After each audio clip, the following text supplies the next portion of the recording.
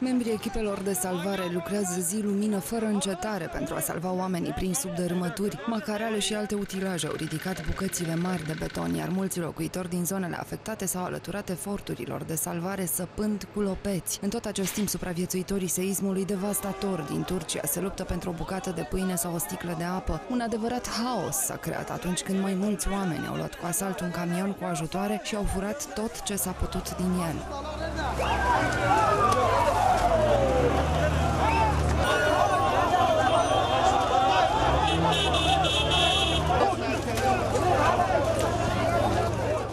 Vallahi çoktan bekliyoruz. Yalnız böyle yapmayın. Bu çatak gibi olur. Çadırlar geliyorlar. Millet vuruyor.